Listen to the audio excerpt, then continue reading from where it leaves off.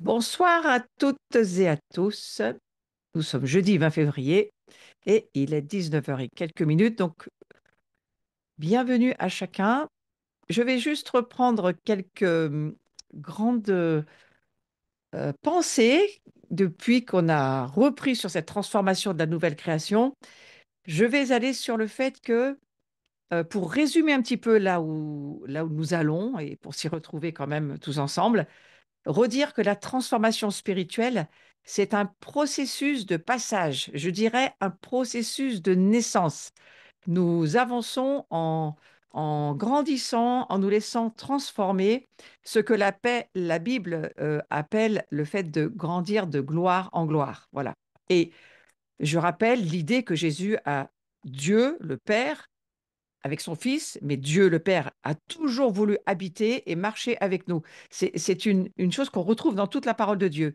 Et Jésus, lui, il a montré le chemin en nous, en nous proposant une nouvelle route, hein. Cette route, on est en train justement d'en parler dans ce cours.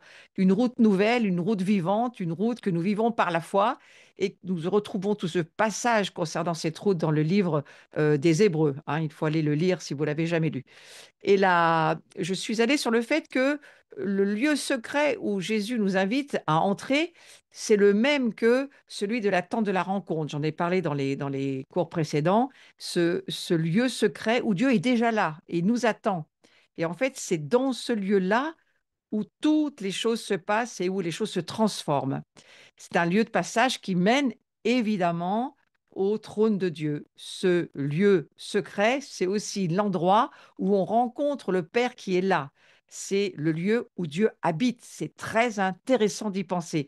Et que ce fameux psaume 91, dont j'ai déjà bien parlé, nous y invite et nous permet justement de faire des prières assez magnifiques.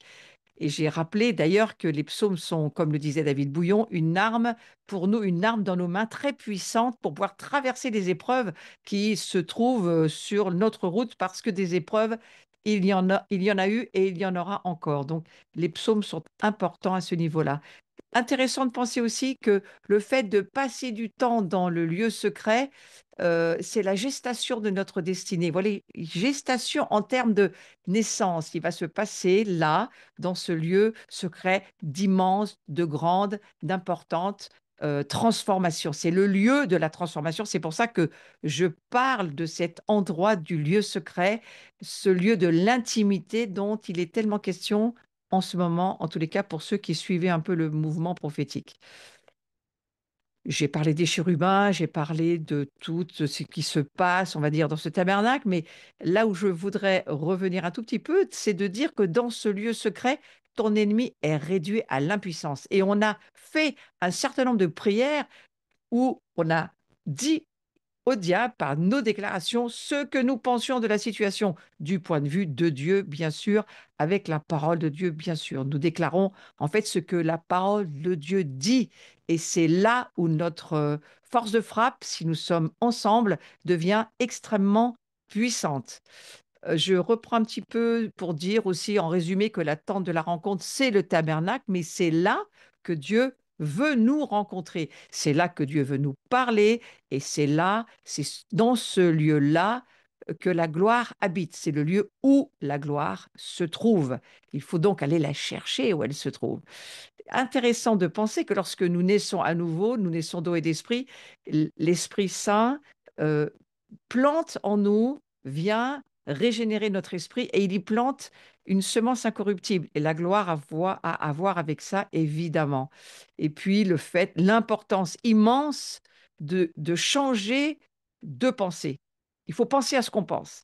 Et la transformation de notre pensée est extrêmement importante pour voir la transformation de la nouvelle création que nous sommes se faire de plus en plus. Ça se passera essentiellement par le renouvellement de notre pensée. Je vous rappelle, Romains 12, verset 2, c'est vraiment là où on trouve ce que la Bible nous dit à ce propos. Et le fait de changer de pensée, c'est indispensable pour changer de vie, c'est-à-dire devenir qui nous sommes déjà, devenir ce que la Bible dit que nous sommes, mais que nous ne sommes qu'en potentiel et qu'il va falloir développer. Donc ce renouvellement de notre pensée, c'est la porte qui nous ouvre au surnaturel. Je suis toujours en train de résumer plus ou moins le cours que nous venons de faire la fois précédente. Et maintenant, je vais plonger dans Hébreux 12 parce que c'est intéressant, cette nouvelle route qui nous accorde l'accès au cœur de notre Père. Et je vais prier, mais je vais vous le lire. Je vais continuer un peu dans la prière ce soir. Je vais vous lire ce passage de Hébreux 12, versets 22 à 29. Je veux nous le lire comme, on va dire, une prière qui va démarrer ce moment que nous allons passer ensemble. Donc, Hébreux 12, verset 22, mais nous nous sommes approchés de la montagne de Sion, de la cité du Dieu vivant, la Jérusalem céleste, des myriades qui forment le cœur des anges, de l'assemblée des premiers-nés inscrits dans les cieux. Nous nous sommes toujours approchés du juge qui est le Dieu de tous. Toujours, nous nous approchons. C'est une route et nous marchons dessus. Et celui qui écrit le livre des Hébreux est en train de voir par l'Esprit ce vers quoi il s'approche. Donc, je rappelle, la montagne de Sion, la cité du Dieu vivant, la Jérusalem céleste, les myriades qui forment le cœur des anges, l'assemblée des premiers-nés, ça semble se préciser sur sa vision. Et ensuite, il nous est dit du juge qui est le Dieu de tous, des esprits des justes parvenus à la perfection de Jésus qui est le médiateur de la nouvelle alliance, on s'approche de Jésus, vous voyez, et du sang de l'aspersion qui parle mieux que celui d'Abel. Verset 25, gardons-nous de refuser d'entendre celui qui parle. Je le prie pour tous ceux qui allaient réécouter aussi ce cours en replay. Il faut ouvrir nos oreilles. Car si ceux-là n'ont pas échappé, qui refusèrent d'entendre celui qui publiait les oracles sur la terre, combien moins échapperons-nous si nous nous détournons de celui qui parle du haut des cieux, lui dont la voix alors ébranla la terre et qui maintenant a fait cette promesse. Écoutez bien la promesse qui a été faite. Une fois encore, j'ébranlerai non seulement la terre, mais aussi le ciel. Ces mots, une fois encore, indiquent le changement des choses ébranlées comme étant faites pour un temps afin que les choses inébranlables subsistent. Là où je veux m'arrêter un moment, c'est pour dire, nous parlons de changement, nous parlons de transformation. Pourquoi faire? Pour que les choses qui ont été ébranlées nous amènent à des choses inébranlables.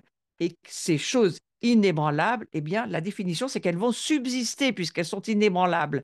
Donc, on parle d'une vieille nature qui a disparu, qui n'existe plus, à une nouvelle nature que nous sommes devenus dans notre esprit par la foi et que cette chose que nous sommes devenus, cette nouvelle création, on va le dire comme ça, cette transformation de cette nouvelle création est indispensable parce que tous ces changements, tous ces ébranlements que nous vivons, toutes ces contractions, appelez ça comme vous voulez, tout ce qui est en train de nous pressuriser, de nous obliger au changement, à lâcher des choses, à quitter de saison, à changer des comportements, toutes ces transformations-là, elles ont un but, c'est de rendre le royaume de Dieu inébranlable au fond de nous. C'est ça le but, c'est que nous devenions inébranlables et que nous puissions subsister dans qui nous sommes, dans cette nouvelle création. Donc, c'est, vous voyez, extrêmement important.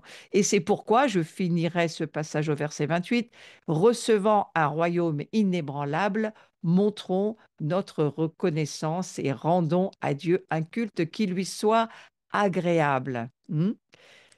Avec piété et avec crainte, car notre Dieu est aussi un feu dévorant. Voilà, ça c'est la fin du verset. Et on va voir que le plus grand poids de la gloire, c'était extrêmement important d'y penser. Le plus grand poids de la gloire, c'est la transformation. Vous voyez, ce passage qu'on vient de lire, là, de Hébreux 12, est tout de même très impressionnant quand vous regardez, parce que Dieu nous dit bien, voilà, il va y avoir beaucoup d'ébranlements. Beaucoup d'ébranlements. Nous nous y attendons. Nous savons, alors je ne parle pas seulement des ébranlements extérieurs, je parle aussi des ébranlements intérieurs, de ce que notre vie a besoin d'être ébranlée pour qu'elle devienne inébranlable. Ça, c'est quand même la chose vers laquelle on va. Donc, en pensant, en parlant de ce poids, je voudrais qu'on puisse prier cette prière qui est sur le visuel là, et on va le prier ensemble. Donc, c'est important de le faire. Faites-le de là où vous êtes, si ça vous est possible, à haute voix, sinon, faites-le plus bas, mais on va le faire ensemble. Nous allons prier pour un plus grand poids de la gloire de Dieu en nous. Ce soir, c'est la prière que je fais pour ce cours, mais pas seulement, pour tous les cours qui vont suivre. C'est que nous puissions recevoir un plus grand poids de la gloire de Dieu en nous. Nous prions afin de prendre la décision de marcher dans la lumière de Dieu, dans ta lumière, Seigneur, comme tu es toi-même lumière, afin que nous soyons en communion mutuelle les uns avec les autres et que le sang de Jésus nous purifie de tout péché, parce que cela aussi est extrêmement important. La purification des péchés ne se fait pas seulement parce que nous la demandons à Dieu, elle se fait parce que nous vivons dans la lumière.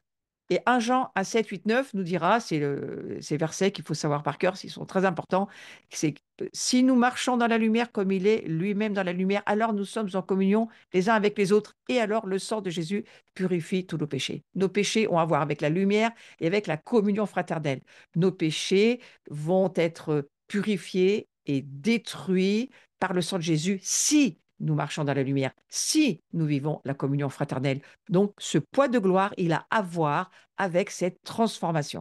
J'ai fait un excellent enseignement, le pouvoir du sang, sur tout ce passage dont il est question de la relation entre la lumière, la communion fraternelle et le sang, le pouvoir du sang. Il y a deux parties à regarder. Allez les revoir si vous les avez jamais vues.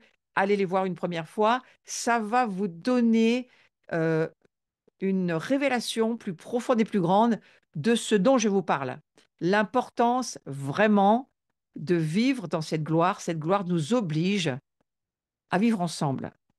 Je vais faire un petit raccourci là parce que j'y pense pendant que je vous parle. Vous savez, Jean 17, la prière sacerdotale de Jésus, soyez un comme nous sommes un. Je vous ai donné la gloire. C'est au passé composé. Dieu nous a donné cette gloire, mais il y a un but. C'est pour qu'on soit un. Alors, si ce n'est pas de la communion fraternelle, ça faut m'expliquer, hein. Le un, c'est la communion fraternelle, justement. C'est le fait d'apprendre à vivre ensemble, de pas seulement vivre dans l'unité. C'est un début, mais c'est selon moi pas ce que signifie le mot un en hébreu, qui veut dire érad, qui veut dire ensemble, mais dans la complémentarité, la diversité, la pluralité de chacun, tout en étant un seul et même corps. Nous sommes diversifiés à l'intérieur de ce corps. Ça demande, oui, ça demande de l'entendre par la foi et de laisser nos entrailles dire Amen Seigneur, parce que ta parole est la vérité. Donc, le sang de Jésus, il est effectif lorsqu'on vit dans le un, dans la communion des frères et des sœurs du corps dans lequel nous sommes appelés à vivre. Donc voilà, c'est quelque chose d'important et je le prie. Je prie que nous puissions prendre la décision de marcher dans cette lumière, dans la communion fraternelle, que nous puissions prendre ces décisions. Il faut le prier, mes amis, parce qu'aujourd'hui, c'est très combattu. La famille est combattue, le corps local est combattu, l'Église est combattue. Satan est descendu avec une grande colère, il est décidé vraiment à tout bousiller, à tout détruire et à tout séparer. Et nous, on est justement dans l'esprit inverse. Nous, on est décidé, pour ça qu'il faut le prier, on est décidé à prendre la décision de marcher dans la lumière, de dire les choses dans l'amour et la vérité, de marcher ensemble, d'être en communion ensemble, c'est extrêmement important. Et puis, il faut décider aussi, c'est la suite de la prière, décider de marcher dans la volonté de Dieu. Donc, nous décidons de marcher, nous le prions, nous décidons de marcher dans la volonté de Dieu. Nous décidons de suivre Jésus, parce que c'est de cela dont il est question. Et nous proclamons vouloir porter ensemble la gloire de Dieu. Et nous croyons que nous la verrons grandir en nous, pas seulement en moi, mais en nous. Il y a ce nous tellement important et qu'il faut prier, Seigneur, que nous puissions saisir que nous sommes ton peuple, nous sommes ton corps, nous sommes ta famille, tu n'as qu'une seule famille et c'est nous. Amen. Donc, on va continuer en priant le nous croyons. Nous croyons et on va le prier ensemble, que nous sommes justes et que nous grandissons dans ta justice. De nouveau, nous allons le répéter ensemble à voix haute si c'est possible. Nous croyons que nous sommes justes et que nous grandissons dans ta justice. Mais nous croyons, parce que c'est la Bible qui nous dit, j'ai mis dans cette nouvelle créature que vous êtes, tout ce que je suis en germe et maintenant il faut le laisser se développer. Donc nous croyons que nous sommes justes parce que nous le sommes. Nous sommes justes si nous marchons dans la lumière, si nous marchons dans la communion fraternelle, si nous croyons au pouvoir du sang, nous sommes justes. Ouais. Nous avons l'assurance du salut, nous sommes justes. Et nous grandissons dans la justice parce que Dieu va encore ébranler tout ce qui n'est pas juste en nous pour nous rendre de plus en plus justes. Mais ce n'est pas parce que nous n'étions pas justes, nous sommes de plus en plus justes. Nous allons de gloire en gloire dans la justice. C'est ça que nous dit la parole de Dieu. Nous prions que nous sommes saints. Donc nous croyons que nous sommes saints et que nous grandissons dans ta sainteté. Nous sommes déjà des saints qui péchons de moins en moins. Donc nous allons grandir de plus en plus dans la sainteté. Moins nous péchons, plus nous aurons de poids, de gloire et de sainteté, et plus nous verrons et nous avancerons et nous serons en proximité, en intimité aussi avec Dieu. C'est extrêmement important. Nous croyons que nous sommes en paix et que nous grandissons dans ta paix. Je veux le prononcer ce soir sur chacune des maisons auxquelles je suis branché et des futures maisons qui vont me regarder plus tard en replay. Je veux dire que vous êtes en paix et que vous grandissez dans la paix du Seigneur, mais vous êtes en paix. Comme vous êtes saint, comme vous êtes juste, vous êtes en paix. Votre pensée est renouvelée pour ne plus pleurer à le devenir puisque vous l'êtes déjà. Ça, c'est pas grâce à vous, c'est grâce à Jésus qui vous a donné cette justice, qui vous a donné sa sainteté, qui vous a donné sa paix. Il vous dit, je vous donne la paix et je vous donne ma paix. Croyons que ce que Dieu nous dit est vrai et maintenant prions pour en avoir plus. Mais pour pouvoir prier, il faut le croire. Et pour le croire, il faut changer sa manière de penser. Ne plus penser ah, mais qu'est-ce que je pourrais faire pour être encore mieux, plus sainte, meilleure? Rien. La seule chose que tu peux faire, c'est prier que tu le deviennes de plus en plus, parce que tu l'es déjà, mais il faut le développer. C'est pour ça qu'il faut qu'on vive toutes ces transformations. Et puis, nous croyons aussi que nous sommes amour et que nous grandissons dans ton amour, Seigneur. Ça, c'est la fin de la prière. Nous croyons que nous sommes amour et que nous grandissons dans ton amour. Alors, si vous voulez, on va reprendre toute cette prière et on va la redire d'une manière, on va dire, voilà, tous ensemble. OK? Alors, voilà, nous croyons que nous sommes justes et que nous grandissons dans ta justice. Nous croyons que nous sommes saints et que nous grandissons dans ta sainteté. Nous croyons que nous sommes en paix et que nous grandissons dans ta paix. Et nous croyons que nous sommes amour et que nous grandissons dans ton amour. Voilà une manière de prier qui plaît au ciel. Et le plus grand poids de la gloire, c'est la transformation. Vous voyez, c'est 1 Jean 4,16 sur ce visuel. Dieu est amour. Ah, il a disparu, c'est dommage, je l'aurais bien lu. Ce 1 Jean 4,16 qui nous dit que Dieu est amour et que celui qui demeure dans l'amour demeure en Dieu. Et Dieu, pas seulement, nous on demeure dans l'amour de Dieu, Dieu demeure en lui. Vous voyez, il y a toujours cet échange. Celui qui demeure dans l'amour demeure en Dieu, mais pas seulement, Dieu demeure aussi en lui. Donc, c'est magnifique de penser à cela. Et le plus grand poids de la gloire, c'est la transformation, la plus extraordinaire manifestation de sa présence. Le plus grand poids de sa gloire, c'est la démonstration absolue de sa puissance qui prend place quand ça? Quand le cœur de quelqu'un est transformé. Celui qui se laisse être transformé, qui comprend l'importance de la transformation, celui-là, il est en train de marcher, de grandir dans la gloire de Dieu. Donc, la transformation du cœur produit un poids éternel de gloire. Alors, je vous ai mis plusieurs petits visuels parce que je les ai trouvés intéressants. Vous connaissez mon amour de la chenille qui se transforme en papillon. Ça, je pense que ça commence à me suivre, hein. Mais maintenant, on va dire ce gros câlin dans les bras de Jésus, ça commence lors de la nouvelle naissance. Ça continue avec la transformation constante de notre âme, notre pensée, notre caractère. C'est dans le cœur que nous pouvons tracer une ligne qui partage ce que la religion ne peut pas faire et de ce que le vrai Dieu, lui, peut faire. La ligne, elle s'arrête là. Dieu, lui seul, il a la capacité de changer un cœur. Et il n'y a que la gloire manifestée de Dieu qui peut changer la vie de quelqu'un. La religion ne changera jamais personne. Le seul moyen capable de produire une transformation dans la société, c'est le déversement de la gloire de Dieu.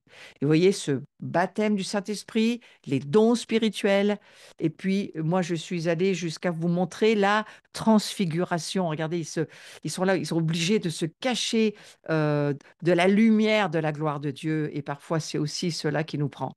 Pourquoi? Eh bien parce que tout cela, c'est la transformation du cœur, la nouvelle naissance, on va dire le métanoïa, le changement de nos natures, et puis ensuite le baptême qui nous plonge dans une régénération et qui nous fait ressortir dans l'ascension pour aller nous asseoir directement sur le trône avec Jésus. C'est quand même un sacré voyage, hein. Et ce voyage-là, eh bien, vous savez quoi?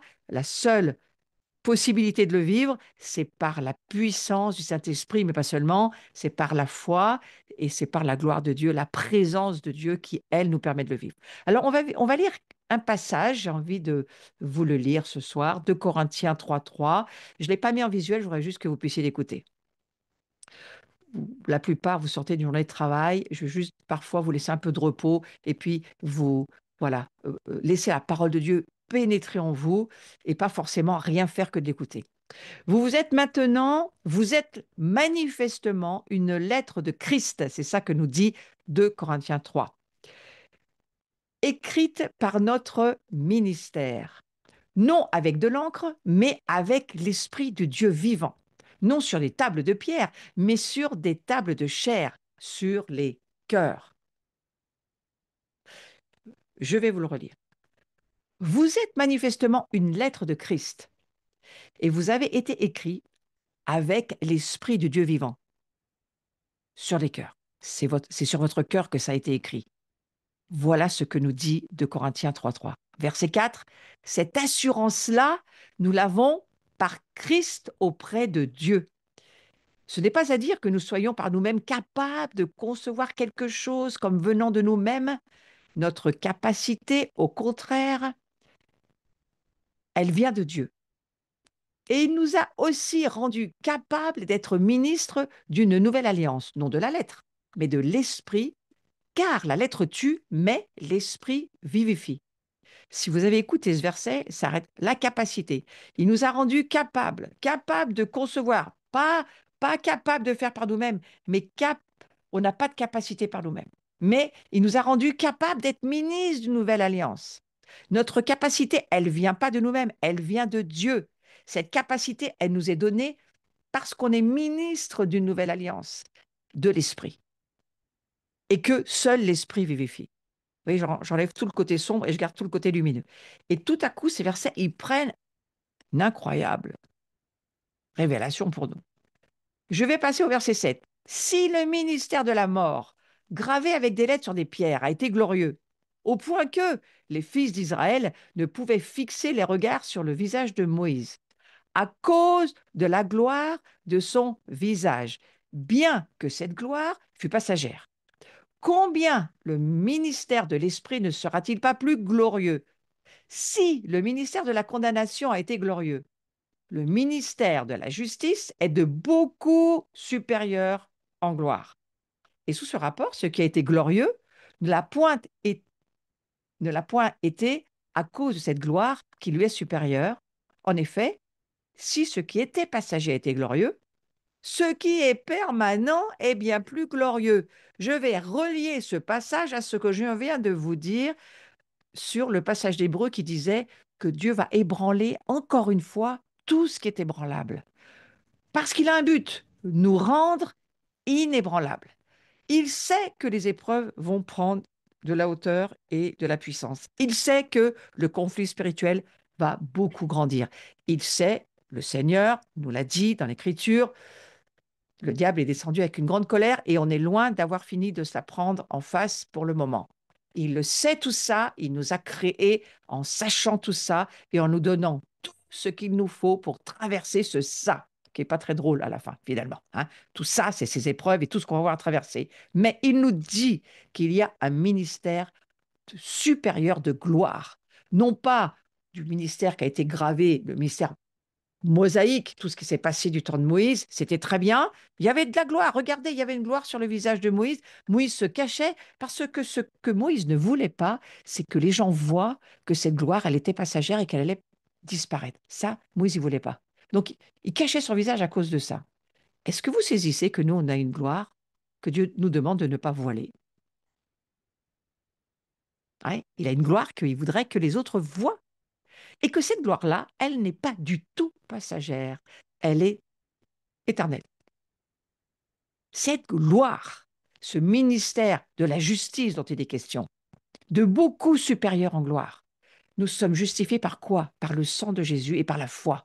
Nous sommes justifiés parce que nous savons que la grâce de Dieu, si nous acceptons Jésus comme Seigneur, Sauveur d'abord, Seigneur, si nous l'acceptons comme celui qui nous sauve de nos péchés, celui qui nous recrée dans une nouvelle création, si nous acceptons tout ce que la Bible nous dit nous concernant, cette gloire-là, dans la foi que nous avons, dans ce que Dieu dit, est éternelle. Produit un poids de gloire éternelle. Nous sommes justes. C'est pour ça que j'ai commencé ce moment, pas dire ce cours, parce que ça fait un peu académique, mais ce moment ensemble, je l'ai passé en priant. Nous croyons que nous sommes justes. C'est la chose qui peut le plus transformer votre vie et vous amener à un poids de gloire très différent de celui que vous auriez eu jusqu'à ce que vous puissiez le croire, vous n'auriez pas eu ce niveau de gloire. Ce niveau de gloire, il vient par la révélation. Je vous rappelle que la gloire avance de révélation en révélation. C'est une des dimensions de la gloire, la révélation. La foi, l'onction, la révélation font partie de ce qui fait avancer la gloire en nous. Nous avons besoin de la parole de Dieu révélée. Pas la loi qui tue, pas la parole qui n'a pas de sens si elle ne nous transforme pas et si elle ne provoque pas en nous quelque chose dans notre vie spirituelle. Ouais, c'est pas le fait de lire la Bible qui nous transforme, c'est le fait que la parole que nous lisons devient pour nous vérité et que nous l'expérimentons, que nous la vivons, que nous la manifestons et que la gloire, alors, elle est là, elle se manifeste. Donc, ce ministère de la justice, ça veut dire ceux qui savent qu'ils sont justes.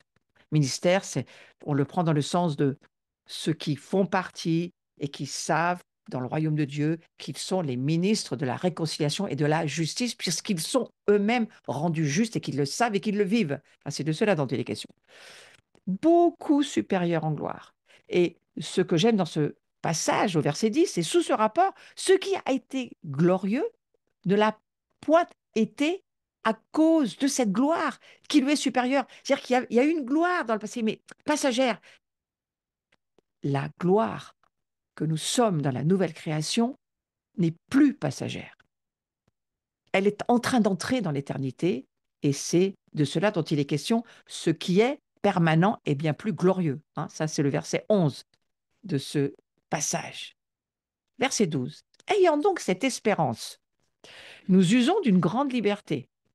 Et nous ne faisons pas comme Moïse qui mettait un voile sur son visage pour que les fils d'Israël ne fixassent pas les regards sur la fin de ce qui était passager. Mais ils sont devenus durs d'entendement, car jusqu'à ce jour, le même voile demeure quand ils font la lecture de l'Ancien Testament. Ils ne se lèvent pas parce le voile, on parle du voile, hein, il ne se lève pas parce que c'est en Christ qu'il disparaît. Vous voulez faire tomber des voiles, eh bien, entrez dans la vie de Jésus-Christ et les voiles tombent. Et c'est très intéressant parce que quand on passe du tabernacle de Moïse au tabernacle de David, la différence entre les deux, pour faire court, c'est que dans le tabernacle de Moïse, il y a plein de voiles. Il faut passer du lieu saint au lieu très saint. Il faut passer le voile du parvis. Il faut passer le voile du lieu saint. Il faut passer le voile du lieu très saint. D'ailleurs, ça me rappelle une chose que je trouve très intéressante. Le voile du parvis, ça s'appelle le chemin. Le voile du lieu saint en hébreu, ça veut dire la vérité, et le voile du lieu très saint, la vie. Et Jésus dit, je suis le chemin, la vérité et la vie. Donc, oh, bon, moi, ça c'est quand même énorme. Bon, voilà, c'était juste pour dire ça en passant. Et qu'en fait, si vous voulez, voilà, ce tabernacle où il fallait sans arrêt passer des voiles, ce que Dieu veut restaurer à la fin des temps, si vous lisez le livre des Actes, c'est pas le tabernacle de Moïse. Le tabernacle de Moïse, il nous instruit sur un certain nombre de choses. C'est l'ombre des choses à venir, une gloire qui sera bien supérieure quand Jésus sera là à la gloire qui était déjà ce tabernacle, mais c'était passager. Alors que, qu'est-ce que Dieu veut restaurer à la fin des temps? le tabernacle de David. Le tabernacle de David, lui, il n'y a pas de voile. C'est ce lieu secret dont je vous ai parlé tout au début. Alors, je l'ai comparé au Saint des Saints dans un premier temps, comme instruction pour faire comprendre. On n'approche pas Dieu comme ça et il nous faut quand même la révélation de la louange, du sang, de tout ce que le grand souverain sacrificateur devait avoir pour rentrer dans cet endroit si saint. Mais pour nous, aujourd'hui, la restauration du tabernacle de David, c'est quoi? Eh bien, c'est un endroit où il n'y a plus de voile, il y a justement plus de séparation. C'est la révélation de qui nous sommes, des justes, nous sommes des saints, nous sommes remplis de l'amour de Dieu et nous pouvons avoir accès au cœur de Dieu en direct. Vous vous rendez compte quand même, si c'est pas glorieux ça. Donc, on va reprendre là où nous en étions. Je vais reprendre au verset 14. Ils sont devenus durs d'entendement, car jusqu'à ce jour, le même voile demeure quand ils font la lecture de l'Ancien Testament. Il ne se lève pas, le voile, là, parce que c'est en Christ qu'il disparaît. Verset 15. Jusqu'à ce jour, quand on lit Moïse, un voile est jeté sur leur cœur. Verset 16. Mais lorsque les cœurs se convertissent au Seigneur, le voile est ôté. Or, le Seigneur, c'est l'Esprit, et là où est l'Esprit du Seigneur, là est la liberté. Ça, c'est mon titre pour les journées que je fais régulièrement durant toute l'année qui s'écoule, là, depuis ça fait plus d'une année que je fais ça. Ce titre, il est merveilleux parce que quoi? Il veut dire enlevons les voiles. Et ces voiles, c'est le fait de se laisser être transformé une fois qu'on a compris qui nous étions. Il n'est plus question de voile, il est question de grandir dans la nouvelle création que nous sommes. Il est question de dire qui nous sommes et de vouloir être beaucoup plus que ce que nous sommes déjà. Plus de la justice, plus de la sainteté, plus de la paix, plus de l'amour. De quoi je parle là quand je vous parle de tout ça? Je vous parle du fruit de l'esprit. Galates 5, 22. Le fruit de l'esprit, c'est l'amour qui se développe sous toutes ses formes. Retournez dans des anciens cours que j'ai faits sur la transformation qui nous amène à vouloir produire du fruit. C'est là où nous en sommes. Alors, allons voir cette idée que nous tous, qui, le visage découvert, contemplons comme dans un miroir la gloire du Seigneur. Nous sommes transformés en la même image, de gloire en gloire, comme par le Seigneur, l'Esprit. Qu'est-ce que ça veut dire? Nous n'avons plus de voile qui nous sépare si nous savons qui nous sommes et si nous avons cette révélation par la foi des justes que nous sommes déjà. Et ce visage découvert, de quoi on parle? Quand on contemple, comme dans un miroir, la gloire du Seigneur, c'est que lorsque nous sommes dans ce lieu secret et lorsque nous lisons la parole de Dieu et lorsque nous voyons, nous regardons, nous contemplons, nous projetons nos pensées, nous méditons sur ce que la parole de Dieu nous dit et que nous voyons, nous croyons ce que nous lisons, nous contemplons Jésus, nous contemplons Yeshua, nous contemplons l'agneau de Dieu, nous contemplons le lion de Juda, nous contemplons qui il nous montre, qui veut nous montrer le jour où nous le contemplons, nous le devenons. C'est dans cette substance de la présence de Dieu, c'est dans cette gloire, vous voyez, comme dans un miroir, la gloire du Seigneur. Nous contemplons la gloire du Seigneur et nous sommes transformés à son image. Nous sommes transformés dans la gloire de Dieu, nous sommes transformés dans la présence de Dieu. On a parfois trop l'idée que on sera transformé que si on fait que lire la parole de Dieu. Oui, c'est important, il faut lire la parole de Dieu et on est transformé quand on la lit. Si la parole, si la parole nous est révélée. Pas si c'est la lettre. La lettre, c'est une lettre, ça change personne. Mais si cette lettre, elle est vivifiée par le Saint-Esprit, elle passe du logos, voilà, la lettre, au réma, la parole vivante que Dieu est en train de me dire, qui me transforme, qui fait que je suis en train de voir quelque chose de nouveau et que c'est en train de me transformer et que je vais avoir quelque chose à faire parce que au fond, ce que je suis en train de voir me transforme. Donc, il va falloir que je le vive. Par exemple, pardonne à ta voisine. C'est bien, on peut l'entendre, ça ne produit rien. Mais si cette parole tout à coup nous transperce, nous pénètre, nous transforme. Je vais aller chez ma voisine et il va falloir que je lui parle et il va falloir que j'aille lui dire ce que je viens d'entendre du Seigneur et que c'est très important qu'il faut que je lui pardonne et que les choses sont en train de se faire. Parce que obéir en hébreu, ça veut dire agir. Il n'y a pas d'obéissance sans action dans le verbe hébraïque. Donc voilà, c'est pour vous dire que nous sommes transformés et nous avons besoin, toutes et tous, d'être transformés en continuel. Vous savez que c'est un présent continu. euh, les choses anciennes sont passées, c'est pas vraiment comme ça. En grec, c'est les choses anciennes sont en train de passer. Les choses nouvelles sont en train d'arriver. Elles sont déjà là, mais elles sont en train de se faire. C'est un présent continu et qui se fait en continu. C'est ça que ça veut dire. Donc, Jésus, lui, il s'est fait homme pour nous enseigner la voie de la transformation. Et j'insiste, et j'insiste, et j'insiste. Lui aussi, il a vécu une sacrée transformation. Une première fois, il était Melchisédek. Il est retourné, je ne sais pas, quelque part. Il est revenu dans une crèche, en bébé. Alors, si quelqu'un vit des transformations, c'est bien lui, hein. Alors, lui, il nous montre le chemin de la transformation. Puis ensuite, il vit la transfiguration, où les disciples vont le voir dans une autre dimension. Mais qui il est, qui nous sommes. Tel il est, tel nous sommes. Donc, il s'est fait homme pour nous enseigner la voie de la transformation. Et l'évangile du royaume produit cette transformation. Ce n'est pas la conformité qui nous mènera à ressembler à ce monde, évidemment non, hein.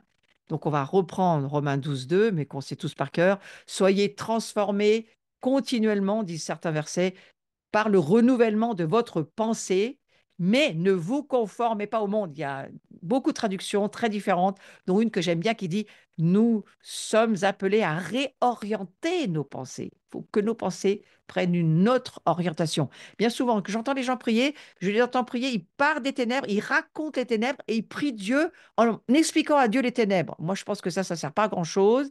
Il vaudrait mieux changer, réorienter vos pensées et lorsque vous priez, mettez-vous sur le trône avec Jésus, regardez avec les yeux des cieux ce monde et amenez la lumière et priez et parlez ce que Dieu pense et ce qu'il veut dire à ce monde.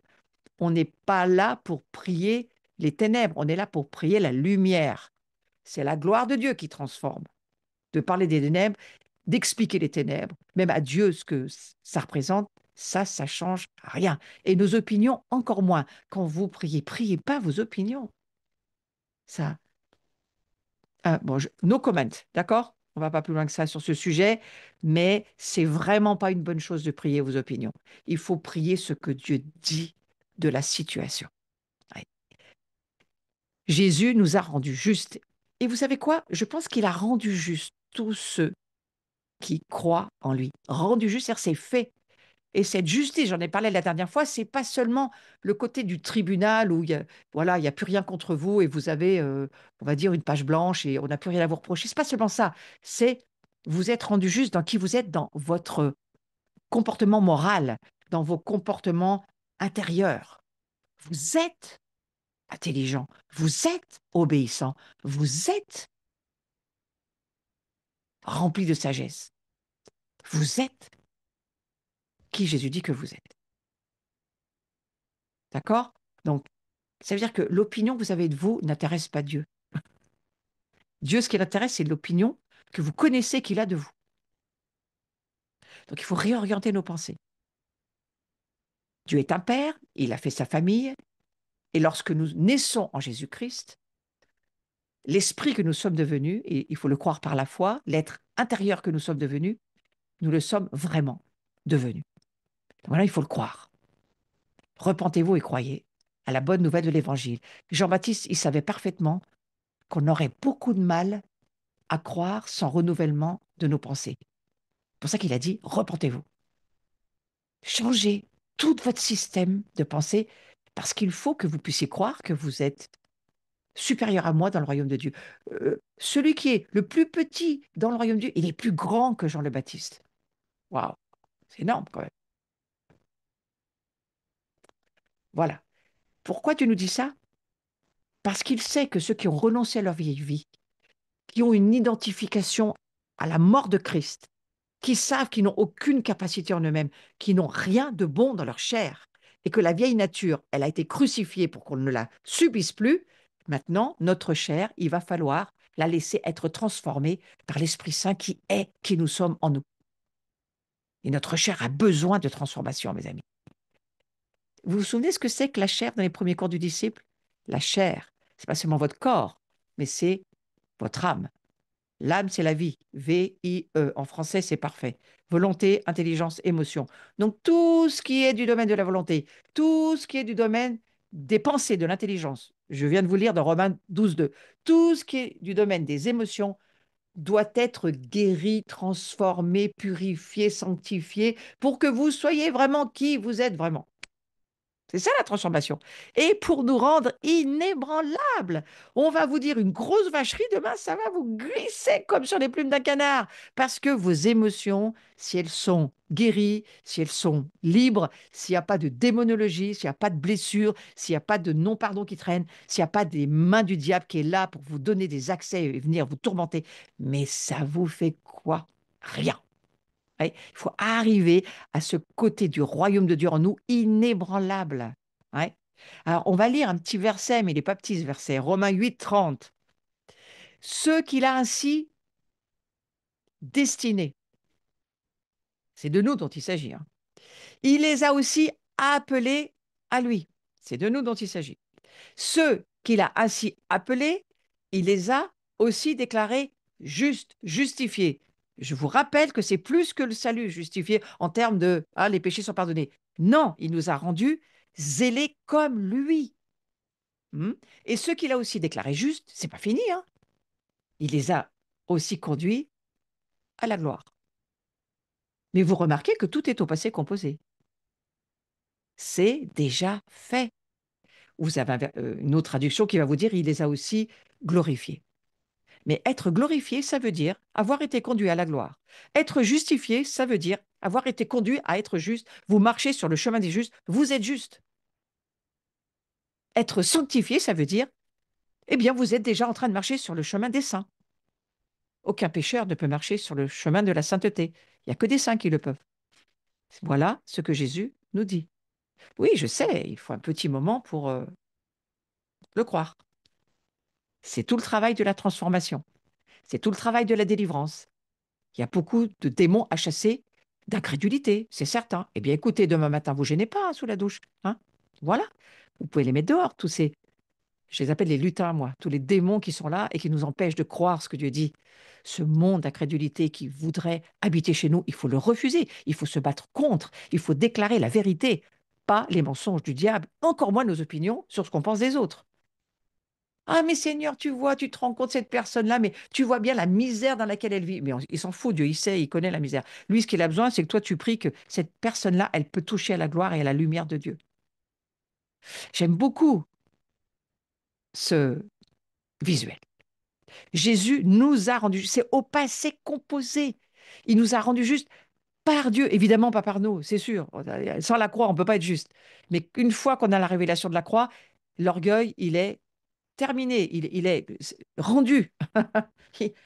L'orgueil, on n'en veut plus. Et si jamais on le voit revenir, on le remet à sa place, c'est-à-dire au pied de la croix, parce qu'on est bien conscient que c'est que par Dieu qu'on peut. Mais il faut arrêter d'offenser la croix et la gloire et le sang de Jésus en disant qu'on ne sait pas qu'on est sauvé et on n'est jamais sûr de son salut. Voilà, soyez sûr de votre salut. Donc il a laissé de côté sa gloire céleste, Jésus. Vous voyez la transformation hein, qu'il a dû vivre lui aussi pour nous toucher dans notre nature déchue. Plus que ça, puisqu'il est devenu nature déchue, il est devenu malédiction. Je vous rappelle, encore une fois, que la croix, c'est un échange.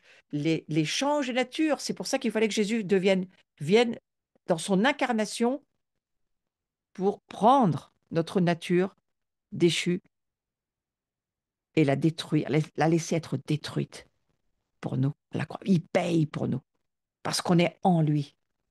Il nous porte déjà en lui. Et ça, le diable, à mon avis, n'a l'a pas forcément vu comme ça.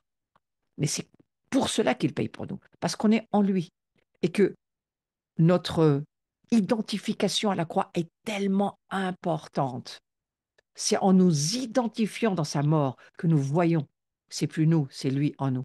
Et en nous identifiant à sa résurrection et à son, d'abord l'ascension et la résurrection, et lorsque nous avons la révélation de l'identification à la résurrection, nous savons le prix qu'a coûté Jésus pour que nous soyons justes. Il faudrait quand même pas avoir honte d'être juste. Amen. OK. Donc, à sa résurrection, il a repris sa gloire, hein. Il est remonté dans le ciel. Et le Père lui a rendu sa gloire, évidemment.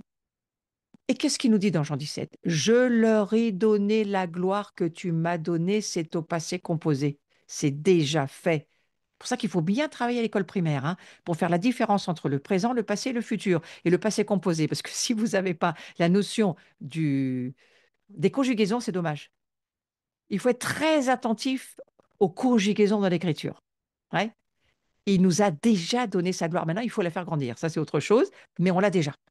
C'est pas le même combat quand on sait qu'on a déjà quelque chose et qu'on en veut plus, qu'on passe sa vie à aller chercher un truc qu'on a déjà mais qu'on ne sait pas, donc on va chercher, on ne sait pas qu'on l'a déjà. Dommage, hein? Bon, allez, on avance. Tu as été créé pour manifester la gloire de Dieu. Romains 8, verset 30. Jésus les a aussi conduits à la gloire. Jésus les a aussi glorifiés. C'est ce que nous dit Romains 8, 30. Donc sa gloire, elle est disponible pour son Église. Pour que les croyants soient transformés et façonnés selon la gloire du Père Dieu, notre Papa Dieu. Jésus, lui, s'est conformé à notre image pour que nous puissions être transformés et semblables à lui. Lui, il s'est conformé pour que nous soyons transformés. Voyez. Et c'est pour ça que la gloire, c'est une affaire de transformation. On ne peut pas penser à une église qui n'a pas la révélation de la transformation. Ce n'est pas possible. La clé de la gloire, c'est la transformation. C'est pour ça que j'y passe des heures et des heures et des heures. Moi-même, pour moi-même déjà. Puis pour vous, si ça vous aide, tant mieux. Ouais. Puisque nous devons être continuellement transformés, il y a un problème lorsque nous ne sommes pas au milieu d'un processus de changement. Ça signifie que nous ne sommes pas en train d'avancer dans la gloire de Dieu. C'est la raison qui peut expliquer le manque de transformation dans la vie de nombreuses personnes chrétiennes, parce qu'elles n'exposent pas leur vie à la gloire de Dieu. Il n'y a rien qui se passe. Et là, on perd, si on a un peu de foi, on la perd. On doit continuellement être transformé. Et la vie commence à la limite de votre zone de confort. Vous voyez, moi, j'ai voulu travailler dans le poids de gloire aujourd'hui qui est le mien, mais moi, je ne me suffis pas du tout au poids de gloire que j'ai aujourd'hui. Bien que parfois, je touche des gens, ils tombent, ils sont électrifiés, ils changent de vie. Il y a quelqu'un qui doit m'appeler après ce cours qui m'a dit, il faut que je t'appelle parce que tu as prié pour moi, je vais te raconter ce que j'ai vécu. Donc, voilà, je vous raconterai ça la semaine prochaine. Mais je veux savoir ce qu'il va me raconter. Il m'a dit, tu vas voir, ça va être super encourageant. Ce qui fait que je ne sais pas là encore. Mais bon, j'attends. On doit être dans ce style de vie où il se passe des choses autour de nous. Des trucs de fou. Vous allez voir, les guérisons, les délivrances vont arriver. C'est en train de venir parce que Dieu est en train de vous préparer, de vous dire, c'est pour ça que je t'ai créé. Tu as été créé pour manifester qui je suis. Et moi, je ne suis pas une petite manifestation, tu veux ce que je te dise? C'est Dieu qui te dit ça, hein. Moi, je suis lourd, j'ai du poids, voilà. Mais il faut commencer, petit à petit, il faut s'habituer. La gloire, ça se porte. Plus tu t'habitues, plus tu peux porter des poids lourds de gloire. Plus tu vis dans la gloire et plus tu la manifestes et plus tu apprends à l'activer, plus tu en as. Ça, c'est un sacré plan de destruction massive des ténèbres. Il a caché sa gloire en nous et c'est sur nous qui compte pour détruire les ténèbres qui sont autour de nous. Alors, pas tout, parce que les ténèbres, il y en aura. Moi, je ne prie pas pour les ténèbres, hein, mais je prie pour que les personnes qui ont besoin d'être transformées et d'être touchées et qui, en tous les cas, ont besoin de quelque chose, eh bien, c'est vous la solution, c'est vous, c'est nous. Nous sommes la solution. Donc, voilà, cette gloire, elle est disponible. C'est ce qu'il faut entendre, mais nous devons travailler à nous laisser être transformés pour en avoir de plus en plus. Si vous pouviez retenir ça, c'est magnifique. Et que si vous êtes, vous avez des courbatures, pas seulement physiques, parce que vous faites du sport, ça tout le monde en fait, on est d'accord, mais vous avez des courbatures parce que voilà, vous n'avez pas bien dormi, vous sentez qu'il y a il y a une crise intérieure, il y a quelque chose qui se passe dans votre famille, il y a des changements, il y a des choses qui bougent autour de vous, il y a des choses qui vont bien, des choses qui vont pas bien. Mais c'est magnifique, ça veut dire qu'il y a de la vie. Il y a que quand on est mort qu'on ne sent plus rien. Donc tout ce que vous vivez, les contractions que vous vivez, les épreuves que vous traversez, c'est parce que Dieu est en train de vous transformer de façon à ce que vous deveniez de plus en plus inébranlable. je reviens à ce que je vous ai dit au début du cours. Si vous mettez un sens à tout ça, mais vous allez courir demain sur le chemin de votre vie. Hein, parce que vous dites, allez, on y va, c'est pas grave, les épreuves, c'est transformateur. Puis de toute façon, on va être de plus en plus fort. Et de toute façon, là où la gloire se trouve, là où les ténèbres s'exposent, la gloire surexpose. Et boum, elle détruit tout ça. Hein. Donc c'est le plan. Hein, c'est le plan. Exposez-vous à la gloire de Dieu. J'en ai déjà parlé dans un cours il y a au moins un an et j'y reviens parce que je ramène, certains l'ont déjà entendu, je ramène ça dans ce cours parce que je crois qu'il faut le mettre dans ce contexte-là aujourd'hui. Vous voyez, c'est comme si je reprenais un vieux verset puis que je le remets au goût du jour. Il y a une remise à jour. Moi, j'appelle ça une remise à jour. Il faut remettre à jour nos compréhensions de façon à ce que ça prenne un sens encore plus grand, encore plus profond. Donc, il faut s'exposer à la gloire de Dieu. Et vous voyez, c'est un peu, j'ai essayé de vous montrer comment je comprends que fonctionne la gloire. La gloire, elle peut être là de diverses manières.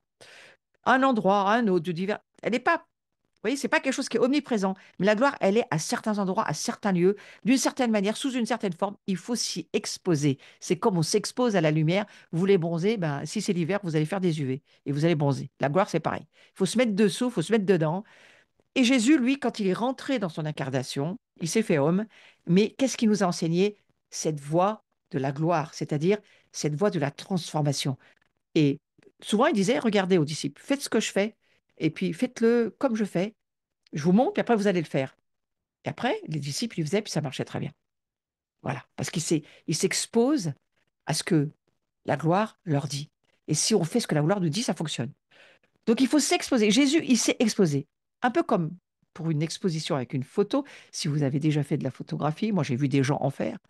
La technique en deux mots, hein, c'est votre appareil photo, il va laisser entrer de la lumière jusqu'au capteur ou à la pellicule. Et puis plus on va laisser entrer cette lumière, plus votre photo, elle va être claire en fait. Et puis inversement, hein. Il y a une bonne exposition qui se fait lorsque vous avez laissé entrer suffisamment de lumière. Ça marche très bien pour la gloire de Dieu de comprendre ça. Ouais. Mais pas trop, parce que sinon, on ne voyait plus rien. Et puis, pour réaliser la photo voulue, hein, sinon, vous pouvez aussi avoir une photo sous-exposée, c'est-à-dire où elle est surexposée, où elle est sous-exposée. Et moi, quand j'ai commencé à réfléchir à ça, j'ai commencé à me dire, mais c'est exactement comme ça avec la gloire de Dieu. Quand il y a des ténèbres, vous voyez, comme une image, on voudrait la faire disparaître, alors on va surexposer. Tout à coup, tout va devenir blanc. Le noir a disparu. Et je crois que la gloire, ça fonctionne comme ça. Et la conception divine de la vie chrétienne, c'est lors de la nouvelle naissance, Dieu, il place sa présence dans notre esprit. Dieu est esprit et il fait de nous, d'une âme vivante, un esprit vivifié. Là, au prochain Zoom, je vous la pose celle-là. Vous devez tous me répondre là-dessus. Ah, prenez des notes là sur ce coup. Hein. On est né âme vivante, mais en Christ, on devient un esprit vivifié. Ça, c'est le béaba du discipulat, d'accord. Et donc, Dieu il place sa présence dans notre esprit, parce qu'il ne pourrait pas venir dans notre âme. Donc, il fallait bien qu'on ait de l'esprit, parce que lui, il est esprit. Bon, ça, c'est cours numéro 2, d'accord. Donc, du coup, il met sa présence dans notre esprit. Pour, pour quoi faire? Pour qu'on puisse recevoir son souffle divin, évidemment. Mais pas seulement son ADN spirituel, pas seulement sa gloire. Et là, il commence, dans cette semence incorruptible, il y a mis sa gloire. Et nous sommes la même image de gloire que son fils Jésus. J'ai déjà enseigné sur le fait que Jésus est un prototype. J'y reviendrai. Mais Jésus, c'est un prototype pour nous. Il est venu nous dire, voilà, ce que je fais maintenant, c'est toi qui vas le faire. Attention, je suis pas le grand Dieu inaccessible, pas du tout. J'ai laissé mes gloires, je suis venu m'incarner, je suis venu te montrer comment tu dois vivre avec la puissance du Saint-Esprit. Et je suis reparti parce que maintenant, c'est toi qui dois continuer le boulot. Et ce que j'ai fait, tu dois le faire. C'est ça le plan. Donc, avant notre naissance spirituelle, nous avions l'ADN du péché d'Adam. Donc, si on a l'ADN du péché d'Adam, bah, tout ce qu'on peut produire, c'est du péché. Un pécheur, tu ne peux pas transformer un pécheur. Un pécheur, il va pécher. Il est fait pour ça.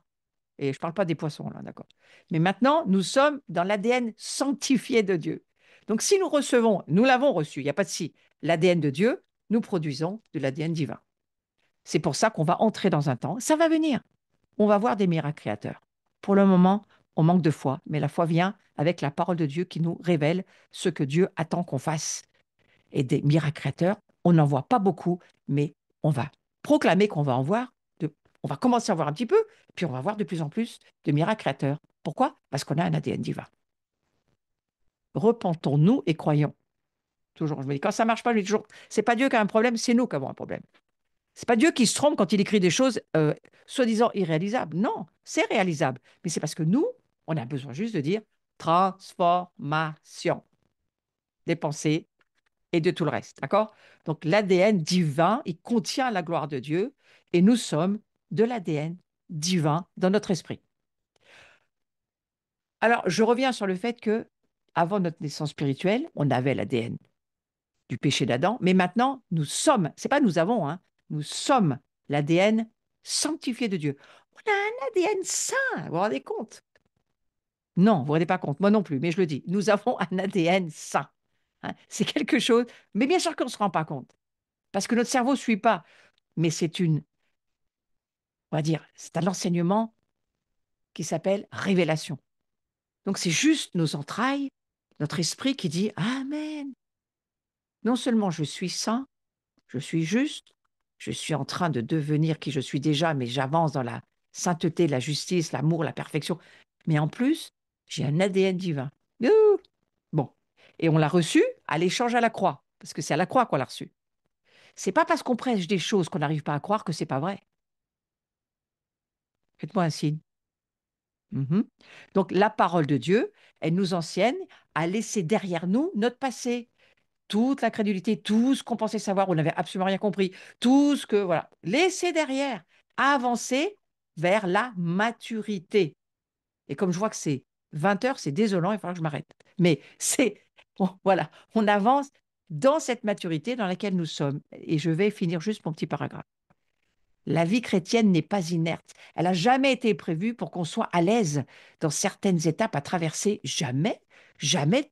Dieu, je ne vois pas dans The Chosen Jésus qui se balade, qui va en Samarie, puis qui, bah, il y va tranquillement, sans, voilà, sans pression. Quand tu regardes The Chosen, moi, ça m'aide, l'application The Chosen. Regardez l'application The Chosen, c'est très important. Il faut télécharger l'application The Chosen, d'accord? Vous allez sur Google, The Chosen. Vous cherchez, vous allez voir. Il y a 5 séries. Moi, j'ai vu les 5, ça y est. Oh, je peux vous dire comment ça m'aide. Jésus n'était pas crispé, mais il avait de la tension sur lui. Il vivait des pressions. On les voit, ces pressions. Il le joue très bien, le fameux Jonathan là, qui joue Jésus. Il le joue très bien. Et on voit que Jésus a de la pression sur lui parce que c'est pas des choses évidentes, c'est pas des choses faciles. Moi, je vous fais pas un cours facile. Je vous dis pas ce que la Bible dit d'une manière facile, mais bien sûr que non, que c'est pas facile.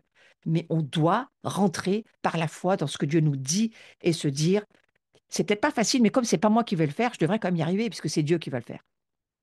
Moi, ce que je dois arriver à faire, c'est le croire. C'est pas le résultat que Dieu attend. Il attend que tu crois. Et il y a un petit passage dans The Chosen qui parle là, du centurion, là, quand il se convertit, on voit toute la transformation de ce centurion romain. Et là, tu fais, ah ouais, quand même. C'est dans la Bible, hein. On ne peut pas nous dire que c'est pas vrai. Donc, d'une certaine manière, c'est pas prévu qu'on soit à l'aise sur tout. C'est prévu qu'on travaille à croire. Ouais. Et quand les disciples, ils entendaient que Jésus leur disait, vous allez devenir des pêcheurs d'hommes. Alors déjà, la pêche, ça marchait pas bien. Alors pêcheurs d'hommes, c'était pas simple pour eux non plus. Hein.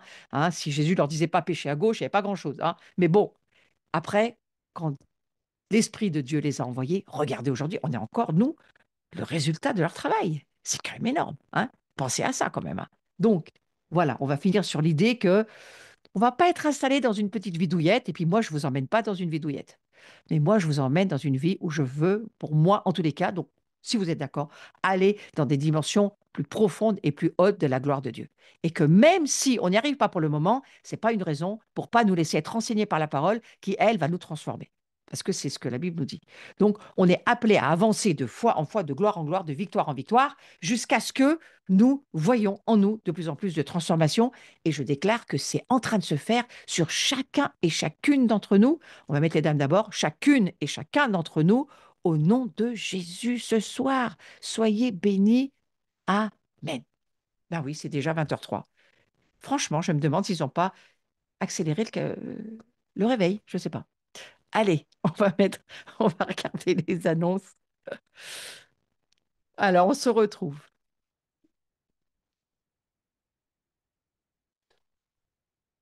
On va se retrouver, oui, très vite, je vous promets. On va voir la date qui va apparaître. Là, c'est surnaturel que ça va venir. Oui, on en veut plus, je suis d'accord. Je vois certains commentaires et je me dis, Amen, Seigneur, on en veut beaucoup plus. Voilà, prochain cours, le 13 mars. Donc, évidemment, on a une petite coupure puisqu'on a 15 jours de vacances. Mais voilà, vous avez de quoi, comme ça, peut-être aller revoir certains enseignements sur la gloire, surtout sur la. Et j'ai déjà fait des cours sur la transformation dans un autre cadre.